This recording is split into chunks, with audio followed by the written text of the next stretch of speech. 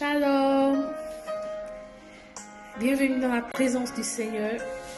Nous sommes à notre temps d'adoration, à notre temps de restauration. Et je veux bénir le nom du Seigneur pour la vie d'une personne ici présente. Je veux bénir le nom du Seigneur pour le cœur transformé d'une personne. Je veux bénir le nom du Seigneur pour la joie qu'il apporte dans la vie d'une personne. Alléluia. J'ose croire que ce moment te fera du bien. J'ose croire que ce moment te fortifiera, parlera à ton cœur. Alors, je t'invite à laisser le Seigneur Jésus parler à ton cœur, rentrer dans ton cœur et souper avec toi en ce jour. Alléluia. Nous allons dire car il est glorieux et car il est digne d'être élevé. Alléluia. Car il est glorieux et digne de régner. L'agneau est souverain. Nous élevons nos voix pour l'adorer. L'agneau est souverain. Il est le souverain de ta vie. Alléluia. Gloire. Est-ce que tu peux dire avec mon gloire? Gloire à l'agneau immolé.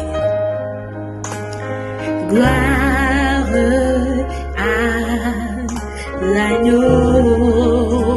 Réduis encore. Gloire à l'agneau immolé. Gloire à gloire à gloire.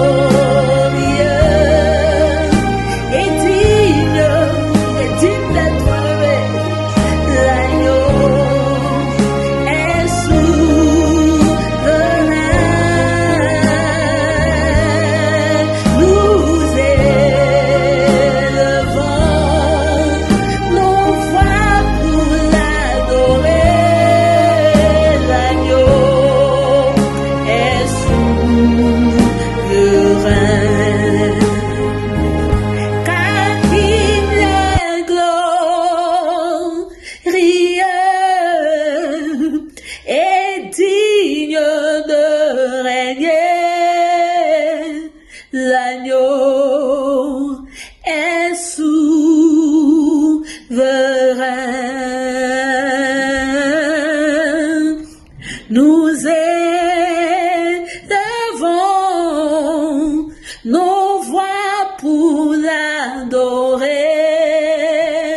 l'agneau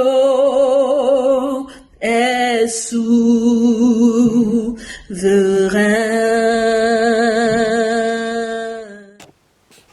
Gloire à Dieu, soyez bénis dans le nom de Jésus. Nous sommes là pour notre culte d'action de grâce ce dimanche. Et nous voulons dire merci à Jésus-Christ parce que jusqu'à aujourd'hui, il a pris soin de nous. Il veille sur nos vies, il veille sur nos familles, il veille sur tout ce que nous avons entrepris. Il veille sur tout ce qui nous entoure.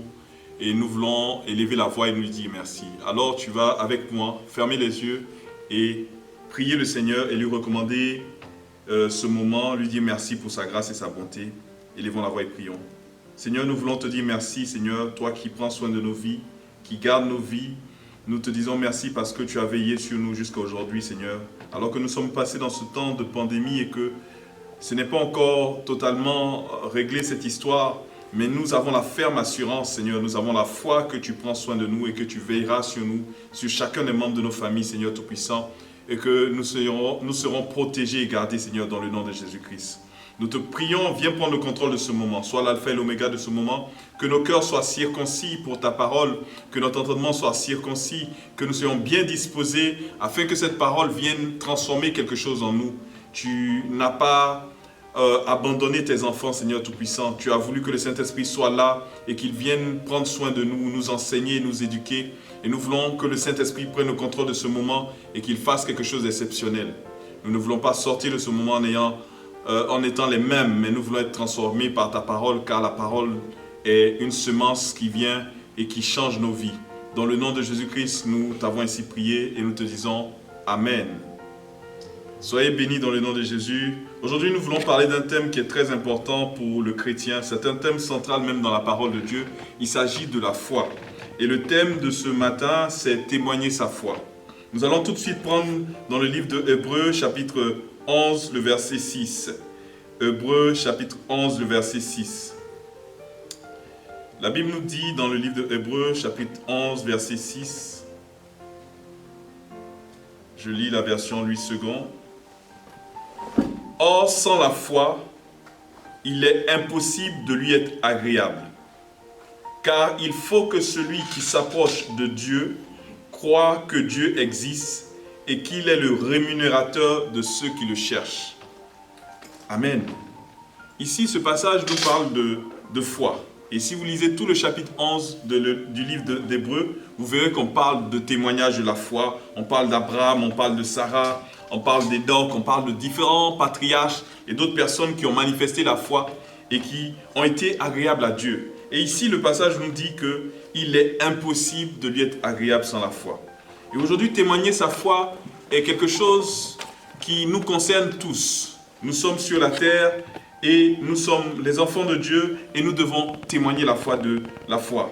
Et pour parler de ça, on peut comprendre cela en visitant un peu ce qui s'est passé dans la Genèse. La Genèse nous dit que l'homme est tombé et que Dieu avait un projet. Il avait une envie de sauver l'homme. Alors qu'est-ce qu'il fait? Parce que notre Dieu n'est pas un Dieu qui est un dictateur, c'est un Dieu qui laisse le libre arbitre à chacun d'entre nous. Il va faire une promesse. Il va dire que j'enverrai quelqu'un. Ça sera la semence de la femme qui viendra et qui sera en opposition avec la semence du malin. Et il y aura quelque chose qui se passera. La semence va écraser la tête du serpent. Et donc, on a cette promesse qui est faite. Et ce qui se passe, c'est que dans le livre de Jean, chapitre 3, verset 16, on nous dit que Jésus arrive. Lisons dans le livre de Jean, chapitre 3, verset 16. Jean, chapitre 3, verset 16 nous dit... Jean, chapitre 3, verset 16, je lis la parole de Dieu. « Car Dieu a tant aimé le monde qu'il a donné son Fils unique, afin que quiconque croit en lui ne périsse point, mais qu'il ait la vie éternelle. » Donc le Seigneur permet, Dieu permet que son Fils, le Fils unique, celui-là qui est Jésus-Christ de Nazareth, arrive sur la terre. Et ce passage ne s'arrête pas là. Le passage dit « afin que quiconque croit en lui ne périsse point ». Donc Jésus ne vient pas juste comme un visiteur, comme quelqu'un qui est de passage. Il vient pour un but. Il vient pour que toi et moi, nous puissions croire en lui. Si nous ne croyons pas en lui, ça veut dire que le but pour lequel le Seigneur est venu ne s'est pas accompli. Donc Jésus vient sur la terre pour atteindre un but. Ce but-là, c'est qu'on croit en lui. Alléluia. Et donc, la Genèse nous dit qu'il avait fait la promesse et qu'il envoie son fils. Son fils vient. Mais ici, le passage nous dit, afin que quiconque croit en lui ne périsse point, mais qu'il ait la vie éternelle. On comprend que périr est un peu comme une condamnation. Périr est un peu comme quelque chose qui peut nous arriver parce qu'on n'a pas cru en lui. Et si nous lisons le verset 17 vient encore un peu en profondeur et va nous dire quoi? Dieu en effet n'a pas envoyé son fils dans le monde pour qu'il juge le monde. Donc Jésus-Christ ne vient pas pour que tu puisses périr. Jésus-Christ vient pour que tu puisses être sauvé. Et le passage le dit lui-même, mais pour que le monde soit sauvé. Donc Jésus est venu de la part de qui? De son Père. Son Père l'envoie. Pourquoi? Pour que tu puisses croire en lui. Aujourd'hui, le thème, c'est quoi? Témoigner sa foi. Tant que tu n'as pas témoigné la foi, ta foi en Jésus-Christ, la seule chose qui t'arrive, c'est que tu vas périr. Si nous lisons dans le livre de Matthieu, Matthieu va nous dire une chose, va nous raconter une histoire. Cette histoire-là nous dit que, plutôt dans le livre de Luc, c'est dans le livre de Luc, cette histoire-là, c'est l'histoire de la parabole du riche et du pauvre Lazare.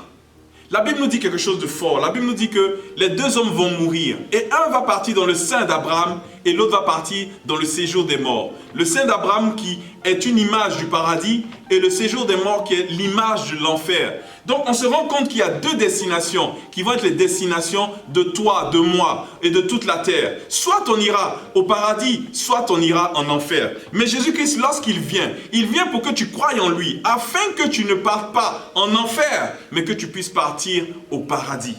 Lisons ça dans le livre de Luc, Luc 16, versets 22 et 23. Luc 16, versets 22 et 23 nous dit ça.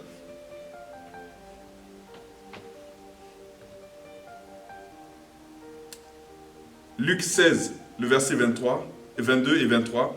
Le pauvre mourut et il fut porté par les anges dans le sein d'Abraham. Le riche mourut aussi et il fut enseveli. Verset 23. Dans le séjour des morts, il leva les yeux et tandis qu'il était en proie au tourment, il vit de loin Abraham et Lazare dans son sein. Amen. Je vais m'arrêter quelques secondes sur ce point-là. Nous comprenons alors que Jésus-Christ est venu pour quelque chose. Il est venu pour que la condition de l'homme soit changée. L'homme puisse rentrer dans une autre dimension. Une dimension où Dieu veut l'accueillir comme son fils bien-aimé et veut que nous puissions être dans l'éternité avec lui. Et il y a deux destinations, soit le séjour des morts dans l'éternité, soit le sein d'Abraham ou le paradis dans l'éternité avec Dieu. Et ce tableau est présenté à toi, à moi. Dieu veut que tu puisses témoigner la foi. Et le point de la foi va être atteint lorsque nous lisons encore la parole de Dieu. Nous nous rendons compte que quelque chose se passe. Nous pouvons prendre dans le livre de Matthieu, Matthieu chapitre 11. Matthieu chapitre 11, verset 3.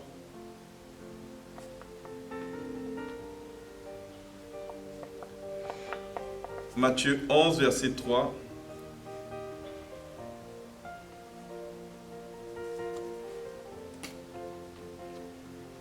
Je lis la parole de Dieu. Es-tu celui qui doit venir ou devons-nous en attendre un autre? C'est la question que Jean-Baptiste pose à Jésus. Il envoie ses disciples et ses disciples vont voir Jésus et posent la question de Jean-Baptiste. Es-tu celui qui doit venir ou devons-nous en attendre un autre? On se rend compte que même Jean-Baptiste, celui qui a baptisé Jésus, celui qui a reçu la vision que c'était l'agneau de Dieu, celui qui a vu l'Esprit Saint descendre sur Jésus comme une colombe, celui qui a pu témoigner, qui a entendu même cette voix qui est descendue du ciel en disant « Celui-ci est mon fils bien-aimé », arrive à un point où il a un doute, où il perd la foi, où sa foi arrête. Il ne témoigne plus la foi, il est arrivé à une limite, parce qu'autour de lui, les situations sont compliquées. Alléluia. Mais quelle va être la réponse de Jésus à ces personnes? Au verset 4, il est dit, Jésus leur répondit, allez rapporter à Jean ce que vous avez entendu, et ce que vous entendez et ce que vous voyez. Et quel est ce témoignage qu'ils entendent et qu'ils voient? Les aveugles voient, les boiteux marchent, les lépreux sont purifiés, les sourds entendent, les morts ressuscitent et la bonne nouvelle est annoncée aux pauvres. Alléluia. Alléluia. Donc la question du doute que Jean-Baptiste vient poser trouve une réponse. Cette réponse, c'est que Jésus-Christ est en train de travailler. Il annonce la parole de Dieu, mais il ne s'arrête pas à annoncer la parole de Dieu. Il fait des guérisons, il fait des miracles, il fait des prodiges. Pourquoi? Pour que la personne qui ne croyait pas puisse commencer à croire. Pour que la personne qui n'acceptait pas puisse commencer à accepter. Pour convaincre les uns et les autres. Pourquoi? Parce que dans le livre de Jean 3, la Bible nous dit que afin que quiconque croit en lui. Donc le Seigneur Jésus sait qu'il faut qu'il y ait le maximum de personnes qui croient en lui. Et il veut que toi aussi tu puisses croire en lui. Lorsque j'ai considéré avant de traiter ce sujet, je posais la question au Seigneur, mais Seigneur, qu'est-ce que tu veux qu'on comprenne? Et il a permis que je lise le livre de Jean. Et tout le livre de Jean, c'était comme une révélation qui se manifestait. Tout le livre de Jean me disait une seule chose. La foi, croyez en moi. Parce que le temps va s'achever. Je vais partir et quand je partirai, ça sera trop tard. Croyez en moi. Et c'était le message que Jésus-Christ donnait à tout le monde. Il faut que vous croyiez en moi. Amen. Mais croire en Dieu, ce n'est pas juste dire « je crois en Dieu ». Beaucoup d'entre nous le disent. C'est quelque chose de plus profond. Si on voulait faire un parallèle, croire en Dieu serait comme aimer quelqu'un. Beaucoup de gens disent « j'aime ». Mais lorsqu'on va fouiller dans les profondeurs, on se rend compte qu'ils n'aiment pas. Alléluia. Nous allons lire dans le livre de Luc 7, versets 36 à 49. Vous allez voir quelque chose de fort qui est exprimé ici et qui vient un peu expliquer un peu le parallèle que j'ai fait avec l'amour en disant qu'il y a des gens qui le disent mais qui ne le manifestent pas réellement. Jean chapitre 7 verset 36 du moins, je lis la parole de Dieu. La Bible nous dit, un pharisien pria Jésus de manger avec lui. Donc quelqu'un est venu vers Jésus et il lui a demandé de venir chez lui pour manger avec lui. La Bible dit, il le pria. C'est même pas le mot demander, il a prié que Jésus vienne. Et voici, avec lui, manger avec lui. Jésus entra dans la maison du pharisien et se mit à table. Verset 37, et voici une femme pécheresse qui se trouvait dans la ville, ayant su qu'il était à table dans la maison du pharisien, apporta un vase d'albâtre plein de parfums et se tint derrière aux pieds de Jésus. Elle pleurait et bientôt elle lui mouilla ses pieds de ses larmes, puis les essuya avec ses cheveux, les baisa et les oignit de parfum. Le pharisien qui l'avait invité, voyant cela, dit en lui-même, si cet homme était prophète, il connaîtrait qui et de quelle espèce est la femme qui le touche. Il connaîtrait que c'est une pécheresse. Verset 40, Jésus prit la parole et lui dit, Simon c'est le pharisien qui l'a invité, j'ai quelque chose à te dire. Et Simon lui dit, maître, parle, répondit-il. Un créancier avait 2 débiteurs. L'un devait 500 deniers et l'autre 50. Comme il n'avait pas de quoi payer, il leur remit à tous 2 leurs dettes. Donc cette personne a remis la dette à 2 personnes.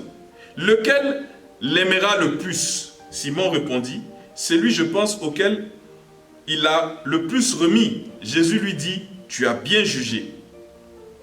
Verset 44, puis se tournant vers la femme, il dit à Simon, vois-tu cette femme? Je suis entré dans ta maison et tu ne m'as point donné d'eau pour laver mes pieds, mais elle les a mouillés de ses larmes et les a essuyés de ses cheveux.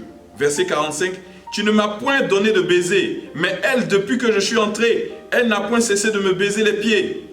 Verset 46, tu n'as point versé d'huile sur ma tête, mais elle a versé du parfum sur mes pieds. Verset 47, c'est pourquoi je te le dis, ses nombreux péchés ont été pardonnés, car elle a beaucoup aimé. Mais celui à qui on pardonne peu, aime peu. Et il dit à la femme, tes péchés sont pardonnés. Verset 49, ceux qui étaient à table avec lui se mirent à dire en eux-mêmes, qui est celui qui pardonne même les péchés? Mais Jésus dit à la femme, ta foi t'a sauvé, va en paix. Alléluia. La conclusion est formidable, ta foi t'a sauvé, va en paix. Ici, cette femme et ce monsieur représentent 2 personnes, 2 types de chrétiens, 2 personnes qui s'opposent plus ou moins. Des gens qui disent qu'ils aiment Jésus et des gens qui disent qu'ils aiment aussi Jésus. Les 2 personnes disent qu'ils aiment Jésus. Les 2 personnes disent qu'ils ont la foi. Je dis que j'ai la foi, toi tu dis qu'il a la foi, et nous tous nous disons qu'on a la foi. Mais ici, on voit deux choses qui se passent. Et Jésus l'explique. Il dit, si deux personnes devaient de l'argent, un 500 et l'autre 50, et que du jour au lendemain, on disait, bon, votre dette est effacée. Mais qui aimera plus? C'est celui à qui on a remis beaucoup. Cette personne était une personne qu'on appelait un pharisien. Donc c'était quelqu'un qui était en train de vivre une vie religieuse, qui respectait tout ce qu'il fallait respecter, qui était dans ce qu'il fallait. Mais de l'autre côté, on avait une femme qui était pécheresse, qui faisait ce qui était mal. Mais elle se rend compte que la venue de Jésus-Christ, c'est le salut pour elle. C'est la victoire pour elle. C'est la libération pour elle. Ce monsieur qui est pharisien, il sait que Jésus-Christ, si réellement c'est le Messie, c'est aussi une solution pour lui. Mais il n'a pas encore cette foi. Il l'accepte comme homme de Dieu, mais il ne le voit pas encore comme le Messie. Mais cette femme le voit comme le Messie. Elle le voit comme la solution à sa situation de péché. Elle le voit comme quelqu'un qui vient pour laver sa dette, qui vient pour la libérer de tout ce qu'elle avait. Et qu'est-ce qu'elle va faire? Elle va commencer à démontrer sa foi. Elle va commencer à démontrer sa foi. Et alors, elle arrive dans une maison qui n'est pas la sienne. Imaginez un peu, quelqu'un qui déboule chez vous et qui commence à faire des choses que vous êtes normalement censé faire. Et elle a déboulé dans cette maison sans demander l'avis de qui que ce soit. Et elle a commencé à manifester, à témoigner son attachement à Jésus, à témoigner sa foi, à témoigner son amour, à témoigner qu'elle n'était pas une personne qui avait la foi juste dans la bouche, mais elle était dans une foi de démonstration. Elle témoignait réellement qu'elle aimait Jésus. Et elle pleurait, et elle essuyait ses pieds, et elle embrassait les pieds de Jésus. C'est fort. Ce monsieur avait prié Jésus de venir chez lui, mais sa foi était limitée. Et si vous lisez bien ce que ses amis ont dit, au verset 49, ceux qui étaient à table avec lui se mirent à dire en eux-mêmes, qui est celui qui pardonne même les péchés?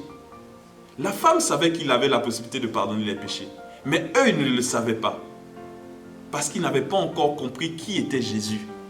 La Bible nous dit dans Jean 3, où on a lu tout à l'heure, il a été envoyé pour toi, il a été envoyé pour moi, mais afin que quiconque croit en lui. Et dans le livre de Hébreux 11, il nous est dit, on a lu tout à l'heure, que sans la foi, il est impossible d'être agréable à Dieu. Car quiconque s'approche de Dieu doit savoir qu'il existe. En fait, si tu t'approches de Jésus-Christ, tu dois savoir qu'il est Dieu. Et avoir la ferme assurance que tout son être de Dieu est à ta portée. Et tu dois l'aimer, et tu dois le chérir, et tu dois manifester, témoigner ta foi. Et cette femme l'a fait de manière magistrale. Simon regardait cette femme, il regardait Jésus, il dit, mais... Et Simon aussi était dans cette dimension. Ses amis ne croyaient pas, mais Simon aussi ne croyait pas. Il dit, mais si vraiment il est Dieu, si vraiment du moins il est un serviteur de Dieu, il saurait. Donc, Simon avait des doutes. Il se disait, s'il était vraiment. Alléluia.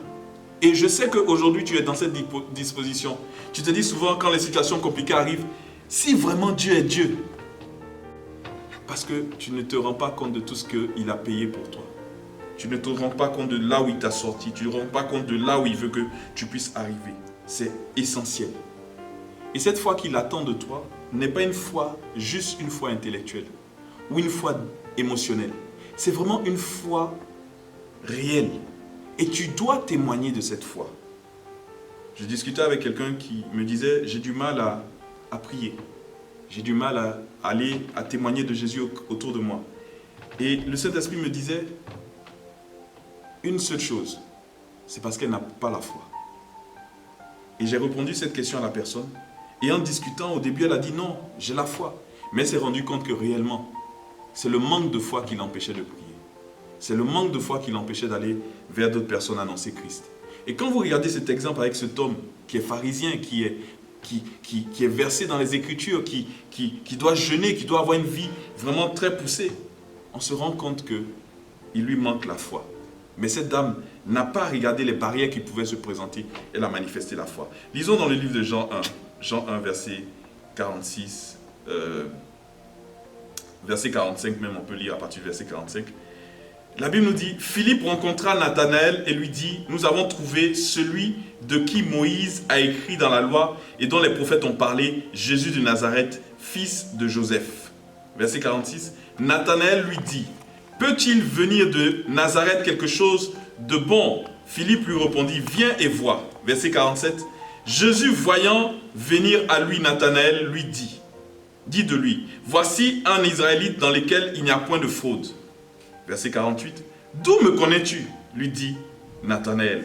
Jésus lui répondit, avant que Philippe t'appelât, quand tu étais sous le figuier, je t'ai vu. Et le verset 49 qui est fort, Nathanaël répondit et lui dit, Rabbi, c'est-à-dire maître, tu es le Fils de Dieu, tu es le roi d'Israël. Alléluia. Ici, on se rend compte d'une chose qui est formidable, c'est que quand Philippe rencontre Nathanaël, il lui dit, mais on a trouvé le Messie. Nathanaël, et il dit, on l'a trouvé, il vient de Nazareth. Nathanaël dit, oh, de Nazareth? Qu'est-ce qui peut venir de Nazareth qui est bon? Donc déjà, il montre qu'il n'a pas confiance. Et Philippe va l'inviter, il va aller, et il va se rendre compte que Jésus parle de lui et lui dit, cet homme-là est un homme intègre et tout. Et il dit, mais d'où me connais-tu? Regardez même avec quel ton il parle. Mais tu me connais d'où? C'est-à-dire qu'il n'avait pas encore la foi. Mais lorsque le Seigneur va dire que je t'ai vu quand tu étais sous le figuier, tout de suite, il y a quelque chose qui se passe au-dedans de lui. Il dit, Rabbi, tu es le Fils de Dieu, tu es le roi d'Israël. Il le reconnaît. Il dit, j'ai foi en toi. Il dit, je sais que tu es le Sauveur. Il dit, je sais que Jésus, c'est toi qui étais envoyé. En fait, cette phrase qu'il fait est un témoignage qu'il fait à Jésus en disant, mais je crois en toi. Je crois en toi. Pourquoi? Parce que Jésus a manifesté quelque chose. Ici, le témoignage va arriver à quel moment? Jésus va faire des choses dans nos vies. Il va passer. Il va nous inonder de sa grâce. Et lorsqu'il nous inonde de sa grâce, ça fait qu'au-dedans de nous, il y a quelque chose qui vient. Jésus a parlé à certaines personnes qui ne le croyaient pas. Il parlait, il ne croyait pas. Il était obligé d'aller dans les actes.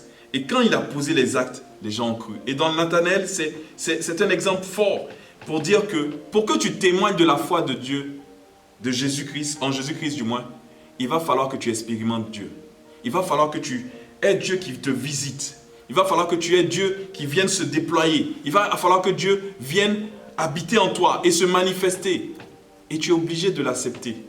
Parce que tu verras des choses extraordinaires se passer. Mais comment ça se passe?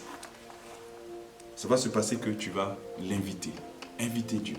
Seigneur, viens dans ma vie. Viens faire des choses. Viens. Et le Seigneur va se déployer. Le Seigneur va se manifester. Et Nathanaël, lorsqu'il est parti voir, il a vu cela. Et son témoignage a été de dire que tu es le Fils de Dieu. Tu es le Seigneur et tout. Et dans sa vie de tous les jours, il a suivi Jésus. S'il n'avait pas la foi, il ne l'aurait pas suivi. Et il a suivi Jésus et il est parti avec lui. Lorsque Jésus marche sur la terre, il vient parce qu'il a un but, c'est te sauver. Mais ce but-là passe par la foi. Parce que quiconque s'approche de Dieu doit manifester la foi. Et cette foi-là, tu dois la manifester. Mais tu la manifestes comment? Par le témoignage. Mais ton témoignage de ta foi va passer par quoi? Par les actes que tu vas poser. Mais tu vas les poser pourquoi? Parce que Jésus va se déployer dans ta vie. Pour que Jésus se déploie dans ta vie, tu es obligé de l'appeler, de l'inviter, de lui dire viens prendre le contrôle. Et il va faire des choses extraordinaires. Cette femme est venue, elle a pleuré sur Jésus. Elle a posé des actions sur Jésus. Et la fin de cette action qu'elle a posée, ça a été de voir ses péchés lui être tous pardonnés. Tu dois faire la même démarche. Tu as entendu parler de Jésus? Tu dois venir et comme cette femme, te donner corps et âme. Te donner tout entier. La foi, c'est quoi? La foi, ce n'est pas dire juste j'ai la foi, comme je disais tout à l'heure. La foi, c'est dire je m'abandonne en tes mains. Je me laisse complètement en tes mains. Je te laisse faire ce que tu as à faire. Je te laisse décider de tout. Je te laisse tout le contrôle. Je laisse ma vie. Je laisse ma famille. Je laisse mes amis. Je laisse tout en ton contrôle. Viens et agis. Et à ce moment-là, quand tu as cette foi-là, je t'assure que tu n'auras pas peur de prier. Je t'assure que tu n'auras pas peur d'aller comme cette femme a fait, rentrer chez quelqu'un et puis faire des choses comme ce qu'elle a fait. Je t'assure que tu n'auras pas peur de dire comme Nathanaël a dit, tu es le Fils de Dieu. C'est cette foi-là qui va se déployer dans ta vie. Mais tu dois te lever, tu dois te lever pour faire quelque chose. Lève-toi, aime le Seigneur, adore-le de tout ton cœur, de toute ta force. Et tu verras la gloire de Dieu se manifester. Tu verras la gloire se manifester. Tu as besoin de te lever. Amen. Nous lisons, comme on a lu tout à l'heure, que dans le livre d'Hébreux, c'est là que je vais terminer. Or, sans la foi, il est impossible de lui être agréable. Ta foi ne va pas être juste de hocher la tête pour dire oui, je fais partie des personnes qui ont la foi. Ta foi va être de te lever et de la manifester, de la démontrer, de la mettre en action, de la mettre en exergue. Ça va être ça. Et cette foi-là passe par le fait que Jésus-Christ a déjà déployé sur la terre tellement de témoignages, tellement de choses qui viennent confirmer qu'il a été là. Dans les livres historiques, on parle de Jésus. Dans les dictionnaires, on parle de Jésus. Autour de nous, on parle de Jésus. Même ceux qui n'acceptent pas Jésus parlent de Jésus. Mais toi qui l'as accepté, tu ne peux pas rester là où tu es. Tu es obligé d'aller de l'avant. Tu es obligé d'aller à un autre cap. Et cette femme-là est le témoignage vraiment d'une personne qui a compris et qui est allée à une autre étape. Jean aussi est un témoignage aussi d'une personne qui a compris et qui est partie à une autre étape. Il avait des doutes. Mais à un moment donné, il est parti à une autre étape parce qu'on lui a rapporté les témoignages qui se faisaient. Nathanaël aussi, la même chose. Il ne croyait en rien en ce qui concerne Jésus-Christ de Nazareth. Mais lorsque Jésus-Christ s'est manifesté dans sa vie, il a témoigné. Tu peux témoigner autour de toi parce que tu as expérimenté Jésus-Christ. Tu peux témoigner parce que tu as la foi en Jésus-Christ. Et toute la vie de Jésus-Christ a été pour que tu puisses avoir cette foi. Cette foi, tu l'as et tu la témoignes. Il ne faut pas que tu sois juste en train de l'avoir et puis ça s'arrête là. Tu dois l'avoir et la témoigner. Parce que d'autres personnes attendent ton témoignage pour rentrer dans la présence de Dieu, pour être sauvés. Le Seigneur voulait que je puisse partager ces choses avec toi. Je prie Dieu qu'il puisse te visiter aussi et qu'il puisse apporter un plus à ce que tu as entendu. Nous allons élever la voix et nous allons prier. Seigneur Tout-Puissant, nous voulons te dire merci pour cette parole. Seigneur, depuis longtemps tu avais annoncé la venue du Seigneur Jésus-Christ par tes prophètes et il est venu. Et son but lorsqu'il est venu, c'est pour susciter de la foi au-dedans de nous. Il n'était pas venu pour nous juger. Il n'était pas venu pour nous juger, mais il était venu pour nous sauver. Et nous qui sommes arrivés à la connaissance de Jésus-Christ, nous ne voulons pas manquer cela. Nous ne voulons pas être légers dans notre foi. Nous ne voulons pas être des personnes qui disent qu'ils ont la foi, mais alors qu'il n'y a rien, ils sont vides. Nous voulons être comme cette femme, Seigneur. Son histoire est une histoire formidable. Elle a démontré sa foi. Elle a manifesté de manière excellente sa foi. Et Jésus-Christ l'a sauvée. Merci pour ta grâce. Merci pour ta bonté. Alors que tu nous fais savoir qu'il y a deux destinations. Il y a le séjour des morts et il y a le sein d'Abraham ou le paradis et l'enfer.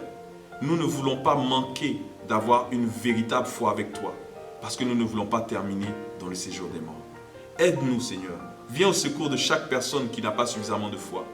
Viens nous donner encore plus d'indices. Viens nous montrer encore plus ta présence afin que cette foi-là soit augmentée et que nous commencions maintenant, dès ce jour, dès aujourd'hui, dès ce dimanche, à témoigner de notre foi autour de nous.